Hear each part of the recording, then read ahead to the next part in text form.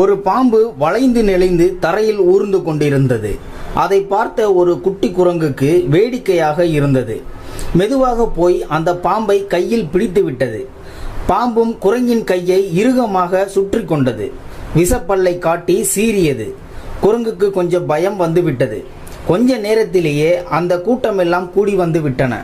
ஆனாலும் யாருமே குட்டி குரங்குக்கு உதவ முன்வரவில்லை. ஐயையோ, இது பயங்கரமான விஷமுள்ள பாம்பு, இது கொத்துனா உடனே மரணம்தான். குரங்கு பிடியை விட்டதுமே பாம்பு அவனை போட்டுடும், இவன் தப்பிக்கவே முடியாது என்று குட்டி குரங்கின் காதுபடவே பேசிவிட்டு ஒவ்வொன்றாக கலைந்து சென்று விட்டன. தன்னுடைய கூட்டமே தன்னை கைவிட்டு விட்ட சூழ்நிலையில் வேதனை எந்த நேரமும் கொத்தி குதற தயாராக இருக்கும் நஞ்சு பாம்பு.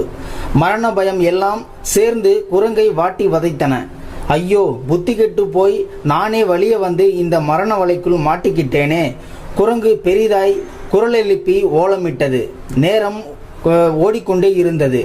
உணவும் நீரும் இல்லாமல் உடல் சோர்ந்து போய்விட்டது. கிட்டத்தட்ட மயங்கி சரியும் நிலைக்கு வந்துவிட்டது. கண் இருள தொடங்கியது. அந்த நேரத்தில் ஞானி ஒருவர் அந்த வழியே வந்தார். குரங்கு இருந்த நிலையை பார்த்ததும் நடந்ததை உணர்ந்து கொண்டார். குரங்கை நெருங்கி வந்தார். சொந்தங்களெல்லாம் கைவிட்டு விட்ட நிலையில் தன்னை நோக்கி மனிதர் ஒருவர் வருவதை கண்ட குட்டி குரங்கிற்கு கொஞ்சம் நம்பிக்கை வந்தது. அவர் நெருங்கி வந்து சொன்னார், எவ்வளவு நேரம்தான் பாம்பை கையிலே பிடிச்சுக்கிட்டு கஷ்டப்பட போற, அதை கீழே போடு என்றார். குரங்கோ, ஐயையோ, பாம்பை நான் விட்டுட்டா அது என்னை கொன்னுடும் என்றது. அவர் மீண்டும் சொன்னார், பாம்பு செத்து ரொம்ப நேரம் ஆச்சு, அதை கீழே வீசு. அவர் வார்த்தையை கேட்ட குரங்கு பயத்துடனேயே பிடியை தளர்த்தி பாம்பை கீழே போட்டது. அட, நிஜமாகவே பாம்பு ஏற்கனவே குரங்கு பிடியில் செத்துதான் போயிருந்தது. அப்பாடா, குரங்குக்கு உயிர் வந்தது. அவரை நன்றியுடன் பார்த்தது. இனிமே இந்த முட்டாள்தனம் பண்ணாதே என்றபடி ஞானி கடந்து போனார்.